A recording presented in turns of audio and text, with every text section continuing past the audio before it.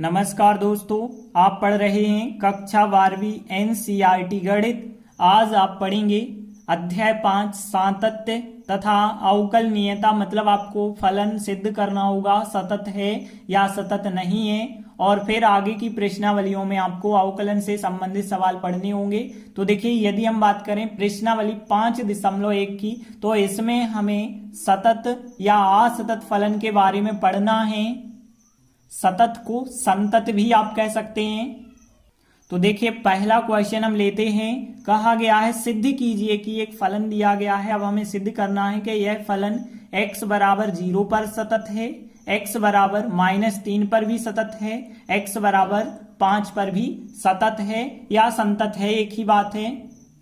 तो देखिए, यदि कोई भी आपको फलन दिया गया है, कोई भी बिंदु दिया गया है, उस पर सतत कैसे सिद्ध करते हैं, तो इसका नियम आप ध्यान से समझें। यदि x बराबर कोई बिंदु दिया गया है, जैसे मान के चलिए a बिंदु दिया गया है, a का मान कुछ भी हो सकता है, जैसे 0, -3, 5, और उस बिंदु पर यदि एक ही फलन दिया गया है fx, जैसे कि हमें j दिया गया है, एक ही भाग होना चाहिए। ध्यान देना, इस फलन के दो भाग नहीं होने चाहिए। आगे के सवाल में आप देखेंगे दो भाग भी हैं।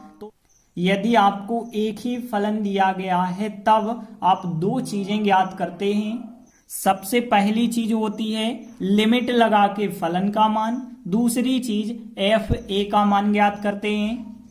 और यदि लिमिट लगा के फलन का मान बराबर आता है एफ ए के, तो आप कह सकते हैं कि जिस बिंदु पे हमने निकाला है उस बिंदु पर हमारा फलन सतत है या संतत है।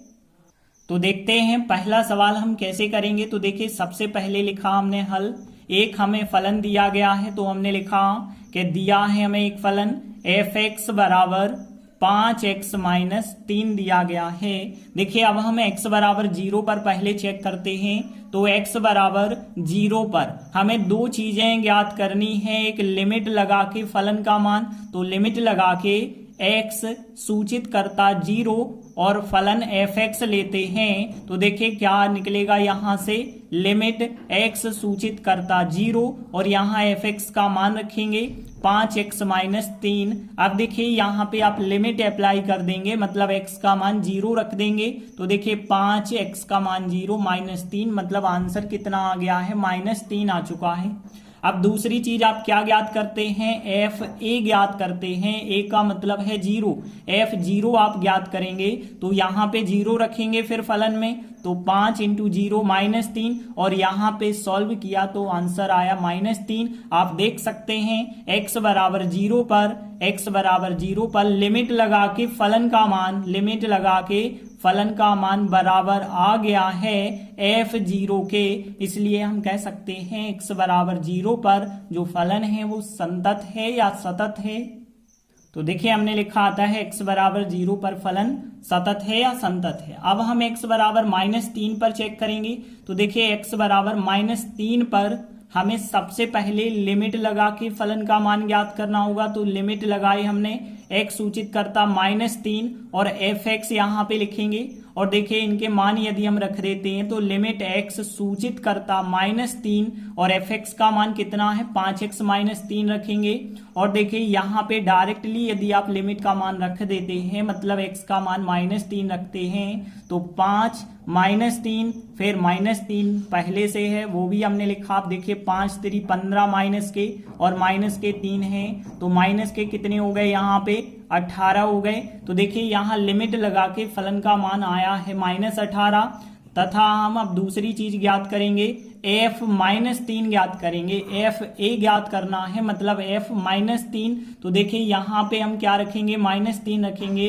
तो 5 -3 -3, 5 × 3 = 15 -3, और यहाँ पे -18 प्राप्त हो रहा है। तो देखिए, यहाँ दोनों आंसर प्राप्त हो रहे हैं। तो हम कह सकते हैं कि यहाँ पे जो दोनों आंसर प्राप्त हो रहे हैं, यहाँ x बराबर -3 पर जो दोनों आंसर आए हैं वो बिल्कुल बराबर आ रहे हैं। तो लिमिट x टेंस टू या सूचित करता -3 fx फलन का मान बराबर है f -3 के। अतः हम कह सकते हैं x बराबर -3 पर फलन सतत है। तो देखिए, हमने लिखा आता है x बराबर -3 पर फलन सतत है। इसके बाद हम x बराबर 5 पर सिद्ध करेंगे कि यह फलन सतत है। तो देखिए हमें पता है fx का मान कितना है 5x माइनस 3, हमने फिर से लिख लिया है ताकि ऊपर दिया गया था। देखिए यदि हम यहाँ पे x बराबर 5 पर निकालते हैं तो पहले हमें लिमिट लगा के फलन का मान निकालना होगा। तो लिमिट लगाई, x सूचित करता 5 लिखा है fx और fx का मान रख देंगे। तो देखिए लिमिट x सूचित करता 5 और fx का मान यदि आप रखेंगे 5x माइनस 3 और लिमिट अप्लाई करेंगे तो x के स्थान पे 5 रखना होगा। तो 5 इंटू 5 माइनस 3, 5 5 का गुणा 25 माइनस 3 करेंगे तो आंसर आया 22। अब देखिए दूसरी चीज हम ज्ञात करते हैं एफ ए का मान। एफ ए मतलब यहाँ पे एफ 5 ज्ञात करेंगे तो यहाँ x के स्थान पे 5 रखेंगे, 5 इंटू 5 माइनस 3 और देखिए यहाँ पे 25 माइनस 3 करेंगे तो यहाँ भी आंसर आपको 22 प्राप्त हो जाएगा। तो यहाँ पर हम कह सकते हैं कि x बराबर 5 पे लिमिट लगा के फलन का मान और f5 का मान बराबर है, अतः x बराबर 5 पर फलन सतत है। तो देखिए हमने लिखा यहाँ x बराबर 5 पर लिमिट लगा के फलन का मान बराबर है f5 के, तो फिर हम कह सकते हैं अतः x बराबर 5 पर फलन जो है सतत है। तो इस प्रकार से पहला प्रश्न कंप्लीट हुआ। इसके बाद देखिए दूसरा प्रश्न है x बराबर 3 पर यह फलन जो है सतत होगा या सतत नहीं होगा, उस सातत्य की हमें जांच करनी है। तो देखिए यहाँ पे दिया गया है फलन fx बराबर 2x वर्ग माइनस 1। देखिए अब हम x बराबर 3 पर लिमिट लगा के फलन का मान ज्ञात करेंगे। तो x बराबर 3 पर लिमिट सूचित करता 3 और देखिए fx आपको रखनी है। तो देखिए लिमिट लिखा हमने और x सूचित करता 3, fx का मान रख दिया जाए तो 2x वर्ग माइनस 1। अब देखिए यहाँ x का मान आप रख सकते हैं, x का मान रखेंगे तो 2, x का मान कितना रखना है 3, 3 का वर्ग होगा माइनस 1, 3 का वर्ग 9, 9 2 का गुणा होगा 18 माइनस 1 करेंगे तो कितना आएगा 17 आएगा। तो देखिए लिमिट लगा के फलन का मान 17 आया है। अब हम ज्ञात करेंगे एफ ए ज्ञात करेंगे, एफ ए का मतलब है 3, तो अब हमें f3 ज्ञात करना होगा। तो इस फलन में अब हम 3 रखेंगे तो 2, 3 का वर्ग माइनस 1, तो देखिए यहाँ 3 का वर्ग 9 गुणे 2 करेंगे 18, 18 माइनस 1 17 यहाँ पे भी प्राप्त होगा। तो हम कह सकते हैं कि तो देखिए हम लिखेंगे यहाँ पर x बराबर 3 के लिए लिमिट लगा के फलन का जो मान आया है वही मान f3 का आया है, मतलब दोनों बराबर हैं। तो हम कह सकते हैं अतः x बराबर 3 पर फलन जो है सतत है। तो केवल हमें जांच करनी थी। तो इस प्रकार से प्रश्न 2 कंप्लीट हुआ। इसके बाद देखिए प्रश्न 3, निम्नलिखित फलनों के सातत्य की जांच कीजिए। मतलब हमें चेक करना है कि फलन सतत है या सतत नहीं है। तो यहाँ पे एक चीज आप देखिए, कोई बिंदु नहीं दिया गया है, केवल हमें फलन दिया गया है। यहाँ पे आप एक नियम याद रखना, प्रत्येक बहुपद फलन जो है सतत होता है। कोई भी यदि बहुपद फलन दिया गया हो तो वो हमेशा सतत होता है।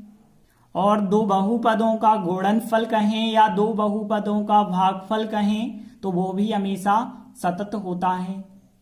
तो देखिए ए नंबर का यदि हम सवाल करें तो देखिए यहाँ पे एक हमें जो फलन दिया गया है fx बराबर x माइनस 5, जो x माइनस 5 फलन है यह क्या है, एक बहुपद है। और हमने आपको बताया प्रत्येक बहुपद जो फलन होता है वो सतत होता है।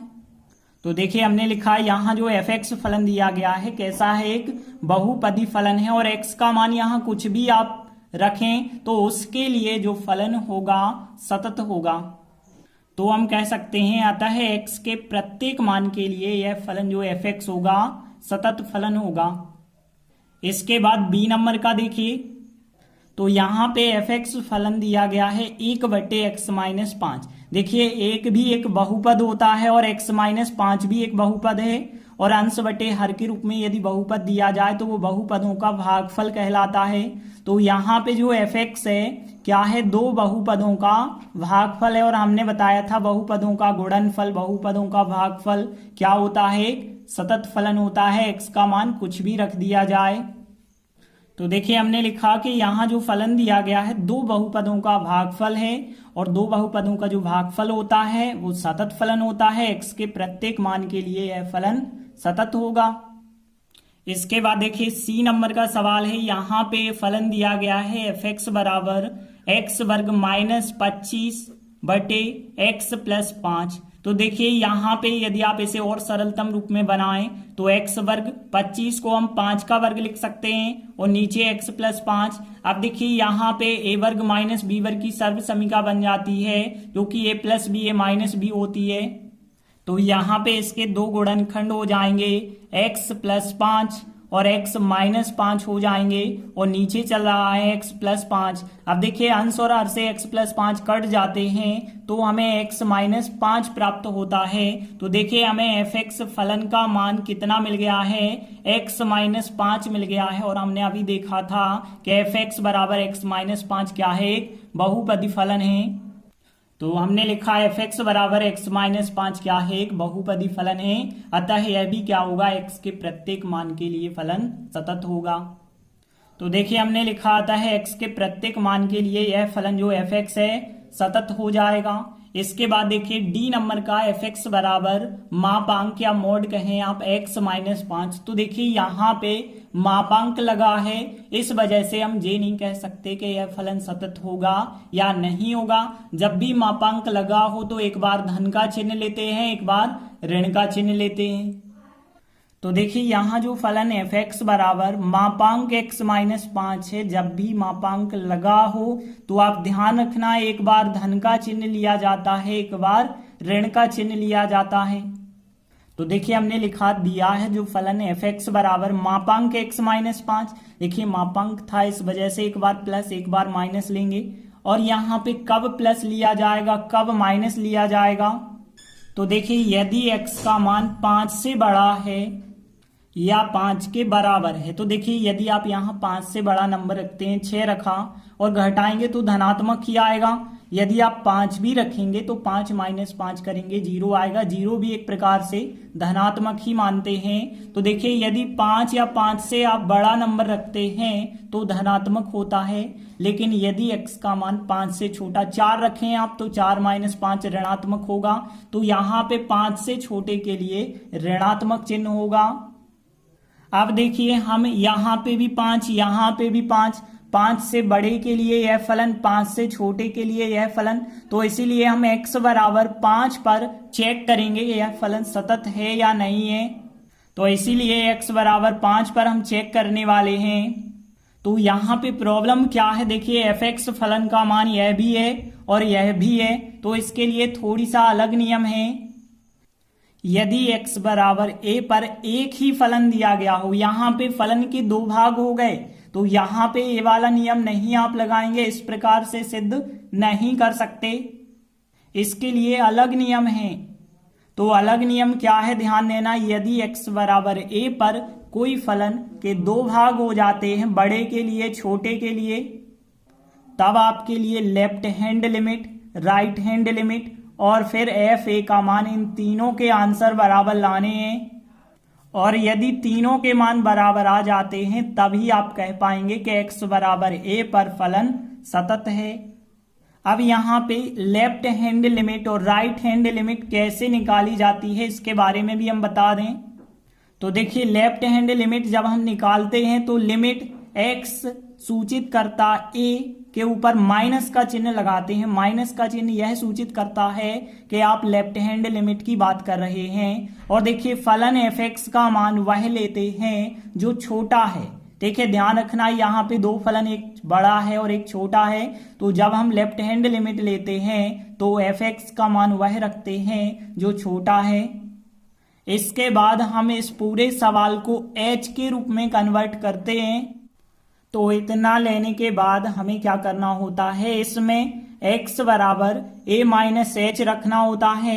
और लिमिट की बात करें तो लिमिट x सूचित करता जो a था, अब यहाँ पे x सूचित करता a के स्थान पे h सूचित करता 0 लेते हैं और हल करके लेफ्ट हैंड लिमिट का मान निकालते हैं। इसके बाद यदि हम बात करें राइट हैंड लिमिट की, तो देखिए यहाँ लिमिट x सूचित करता a के ऊपर प्लस का चिन्ह लगा देते हैं। प्लस का चिन्ह यह दर्शाता है कि राइट हैंड लिमिट की बात हो रही है। और यहाँ पे जो फलन एफ एक्स होगा, बड़ा वाला फलन लेना होगा जो बड़े के लिए होता है। इसके बाद इसमें आप क्या करेंगे, इस पूरे को h के रूप में बदलेंगे। तो कैसे, x बराबर a प्लस h रखना है और इसमें जो है h सूचित करता 0, यहाँ एक सूचित करता a के स्थान पे आप लेते हैं। तो इस प्रकार से राइट हैंड लिमिट ज्ञात होती है। और यदि हम बात करें एफ ए की, तो देखिए जहां पे बराबर का चिन्ह लगा होगा उसमें मान रखेंगे आप, तो यहाँ एफ ए ज्ञात होगा। यदि तीनों बराबर आते हैं तभी आप कह पाएंगे x बराबर a पर फलन सतत है, अन्यथा सतत नहीं होगा। तो देखिए यहाँ पे x बराबर 5 पर सबसे पहले हम लेफ्ट हैंड लिमिट ज्ञात करेंगे। तो लिमिट x सूचित करता 5 के ऊपर माइनस चिन्ह लगाएंगे। और देखिए यहाँ पे लेफ्ट हैंड लिमिट के लिए हमें छोटा वाला फलन लेना होगा, -x -5। इसके बाद हम क्या करते हैं, इस पूरे सवाल को h के रूप में बदलते हैं। तो हम फिर क्या करते हैं, x बराबर a माइनस h रखते हैं। a का मतलब है 5, तो x बराबर 5 माइनस h रखते हैं। तो यहाँ पे जब x का मान 5 रखा गया, तो देखिए यहाँ पे यदि आप 5 रखोगे तो 5 5 कट जाएंगे, h का मान क्या आएगा 0। तो यहाँ पे h सूचित करता 0 बन जाता है। तो देखिए यहाँ पे क्या बन गया है, x सूचित करता 5 के स्थान पे h सूचित करता 0 बन गया है। x का मान 5 माइनस h रखा है और यह 5 हमने लिखा। 5 से 5 कट चुके होंगे, माइनस h बचा और माइनस चिन्ह आगे है तो प्लस का h बचा होगा और h का मान आप 0 यहाँ पे रख देंगे तो पूरा मान कितना प्राप्त होगा, 0।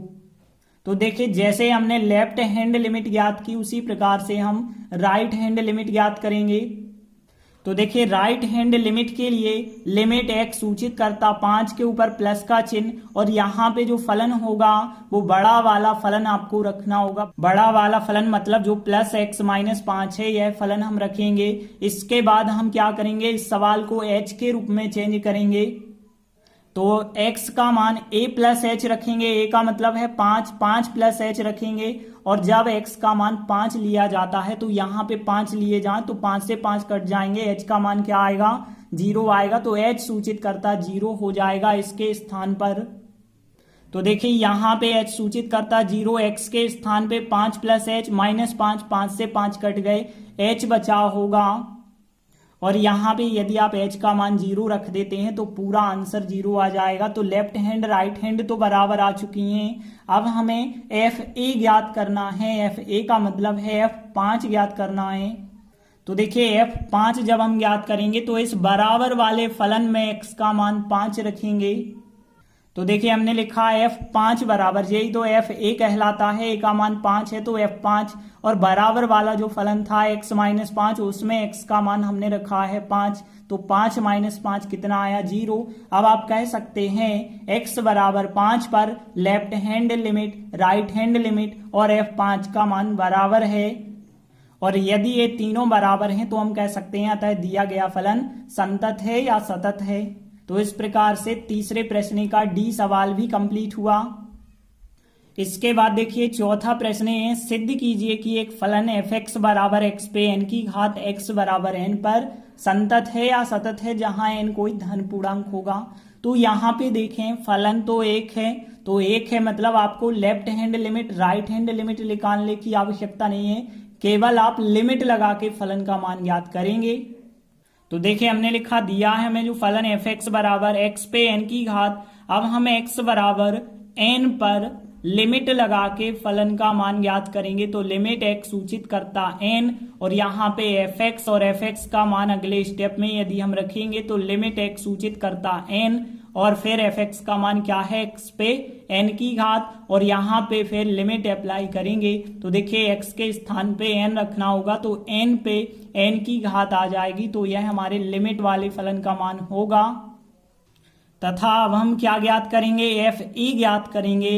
एफ ए का मतलब है ए का मान कितना है एन, तो एफ एन हमें ज्ञात करना होगा। तो देखिए यहाँ पे एक्स का मान जो है कितना रखेंगे एन, तो एन पे एन की घात आएगी। तो देखिए लिमिट लगा के फलन का मान और एफ ए का मान दोनों मान बराबर आ चुके हैं। तो देखिए हमने लिखा यहाँ x बराबर n पर ये दोनों के दोनों मान बराबर आ चुके हैं, अतः x बराबर n पर जो फलन f(x) था वो सतत है या संतत है। तो इस प्रकार से प्रश्न 4 भी कंप्लीट हुआ। इसके बाद देखिए 5वां क्वेश्चन है, क्या f(x) जो फलन दिया गया है द्वारा परिभाषित फलन f चेक करना है हमें, x बराबर 0, x बराबर 1, x बराबर 2 पर संतत है। तो यहाँ पे ध्यान देना कैसे हम करेंगे। सबसे पहली चीज हम x बराबर 0 के लिए देखें, तो x बराबर 0 के लिए फलन का मान क्या होगा, ध्यान देना f(x) बराबर, तो देखिए यदि आप देखें 1 से बड़ा है तो यह फलन है और 1 से छोटा है तो यह फलन है। तो x बराबर 0 के लिए केवल फलन क्या होगा, x। तो देखिए यहाँ पे x बराबर 0 के लिए केवल फलन 1 है, इसके 2 भाग नहीं है, तो हमें लेफ्ट राइट निकालने की आवश्यकता नहीं है, सीधा हम लिमिट लगा के फलन का मान ज्ञात करेंगे। x बराबर 0 के लिए लिमिट सूचित करता 0 और f(x) निकालें तो देखिए क्या आएगा, लिमिट x सूचित करता 0, f(x) का मान क्या रखेंगे, x, और देखिए इसमें आप लिमिट अप्लाई करेंगे तो x का मान 0 रखेंगे तो पूरा आंसर 0 बन जाएगा। तथा f(a) ज्ञात करिए आप, मतलब f(0) ज्ञात करेंगे तो यहाँ पे क्या रखना होगा, x का मान 0 रखना होगा, तो 0 ही आंसर आएगा। तो देखिए दोनों मान बराबर आ चुके हैं, मतलब हम कह सकते हैं x बराबर 0 पर दोनों मान बराबर आ गए हैं। और यदि दोनों मान बराबर आ चुके हैं तो हम कह सकते हैं x बराबर 0 पर फलन जो है सतत है। तो हमने लिखा आता है x बराबर 0 पर फलन सतत है। अब हम x बराबर 1 के लिए सतत चेक करेंगे। तो देखिए x बराबर 1 के लिए जो फलन होगा पूरा का पूरा फलन होगा, क्योंकि छोटे के लिए अलग है बड़े के लिए अलग है। तो देखिए यहाँ x बराबर 1 के लिए फलन यह है, देखिए x बराबर 1 के लिए यदि छोटा है तो यह फलन है और बड़ा है तो यह फलन है। तो देखिए छोटे और बड़े के लिए यदि अलग अलग फलन हो तो हमें लेफ्ट हैंड लिमिट और राइट हैंड लिमिट ज्ञात करनी होगी। तो देखिए x बराबर 1 पर हम लेफ्ट हैंड लिमिट ज्ञात करेंगे। लेफ्ट हैंड लिमिट का मतलब होता है लिमिट x सूचित करता 1 और माइनस का चिन्ह लगाएंगे। और देखिए यहाँ पे लेफ्ट हैंड के लिए मतलब छोटे के लिए f(x) का मान क्या है, x रखेंगे। और यहाँ पे आपको पता है पूरा सवाल h में कन्वर्ट करना होता है, तो यहाँ पे हम क्या कर सकते हैं, x बराबर जो है a माइनस h मानते हैं, a का मान क्या है 1 है, तो 1 माइनस h रखेंगे। रखने पर तो देखिए यहाँ पे यदि हम बात करें कि जब देखिए x सूचित करता था 1 के लिए, x सूचित कर रहा था 1 के लिए, अब आप 1 यहाँ रखेंगे तो 1 से 1 कट जाएगा, h सूचित करेगा 0 के लिए। तो यहाँ पे हमने आपको पिछले सवाल में भी बताया था, तो यहाँ पे जब आप पूरे सवाल को h के रूप में चेंज करते हैं तो लिमिट h सूचित करता 0 हो जाएगा और x का मान कितना रख रहे हैं आप, 1 माइनस h रख रहे हैं। अब आप लिमिट अप्लाई कर देंगे तो देखिए यहाँ पे क्या प्राप्त होगा, 1 माइनस h का मान 0 रखेंगे तो आंसर आ जाएगा 1। तो लेफ्ट हैंड लिमिट का आंसर कितना आया, 1 आया है। x बराबर 1 पर यदि हम राइट हैंड लिमिट ज्ञात करते तो देखिए राइट हैंड लिमिट कैसे ज्ञात करेंगे, लिमिट x सूचित करता 1 और राइट हैंड लिमिट है मतलब प्लस। अब देखिए यहाँ 1 से बड़े के लिए कौन सा फलन है, 5 है, तो यहाँ पे 5 लिखा। अब देखिए हमें कौन सा मान रखना होता है, x बराबर a प्लस h और a का मान 1 है तो 1 प्लस h रखेंगे। तो यहाँ पे x का मान 1 प्लस h रखने पर और लिमिट भी बदल जाएगी, यहाँ x सूचित करता है 1 के लिए, तो फिर देखिए x का मान यदि आप 1 रखेंगे तो 1 और 1 यहाँ कट जाएंगे तो h सूचित करता है फिर 0 के लिए। अब देखिए यदि आगे आप सॉल्व करेंगे तो लिमिट और यहाँ पे आ जाएगा h सूचित करता 0, 5 के तो 5 ही रहेंगे। अब देखिए यदि आप लिमिट अप्लाई करते हैं तो h तो है नहीं वरना h का मान 0 रखते, तो 5 का 5 ही उत्तर हो जाएगा।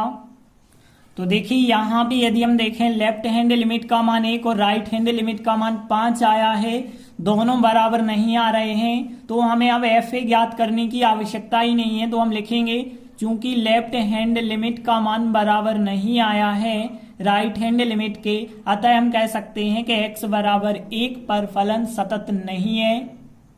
अतः x बराबर 1 पर फलन सतत नहीं है। इसके बाद हम x बराबर 2 के लिए चेक करेंगे। तो देखिए x बराबर 2 के लिए कौन सा फलन होगा, या तो यह होगा या है। 1 से बड़े के लिए फलन क्या है, 5 है। तो x बराबर 2 के लिए f(x) का मान कितना लेना होगा, 5।